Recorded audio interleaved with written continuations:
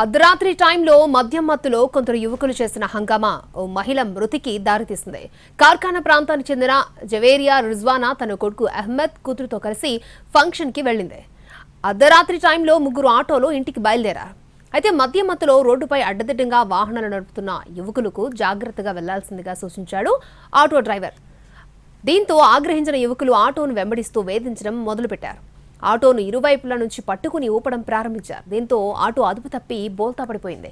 దీంతో రిజ్వానా తలకు తీవ్ర గాయమైంది. రిజ్వానా కొడుకు కూతురుతో పాటు ఆటో డ్రైవర్ కి స్వల్ప గాయాలయ్యాయి. స్థానికులు సాయంతో రిజ్వానాను హాస్పిటల్కి తరలించారు కొడుకు అహ్మద్. అయితే చికిత్స అందించే లోపే రిజ్వానా ప్రాణాలు కోల్పోయింది.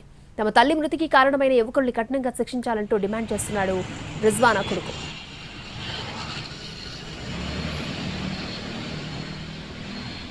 అర్ధరాత్రి టైంలో మద్యం మత్తులో కొందరు యువకులు చేసిన హంగామా ఒక మహిళ మృతికి దారితీసింది. దీనిపై పూర్తి వివరాలను మా ప్రతినిధి రాధాకృష్ణ అందిస్తారు.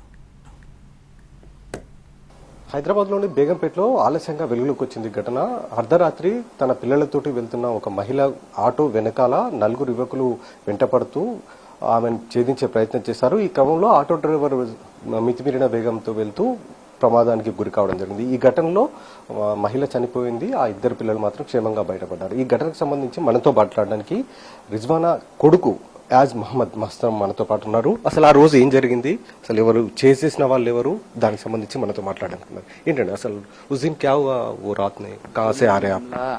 टोली चौकी से आ रहे थे, फंक्शन था घर पे, तो रात में ऐसा आ रहे थे हमला बराबर या नल्ला गुट्टा नाइस जूस सेंटर कन उल्ला दो गाड़ी पे 4 जने थे. उल्ला सामने जा रहे हमारा पीछे लोग का ऑटो था. उल्ला जाते जाते सडन रोक दिए तो ऑटो वाला ऐसा निकल के साइड से बोला भाई जरा देख के जा बोल के बोला. तो हमला चल गए वो बोल के.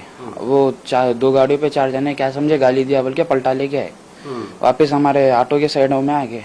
पी लेके थे फुल, हाथों में बॉटल कुछ थे उन लोग पी लेके थे. और उल्ला क्या बोले ऑटो वाले, अरे गाली दिया तो रुका रुका साइड में रुका बोले. जब हमला मैं हमारे मम्मी और हमारे सिस्टर पूरे डर गए, ऑटो वाले भी डर गए. तो उल्ला साइडों में ऑटो का रॉड रहता ना, वो पकड़ के हलाना स्टार्ट कर दिए.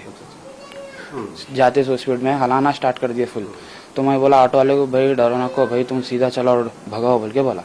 तो सीधा एक ही रोड लिए पैराडाइज की रोड लिए बात और आगे के हमला. उल्ला ऑटो वाले के सामने आ जा रहे थे, बोले तो ओवरटेक करने की कोशिश कर रहे थे.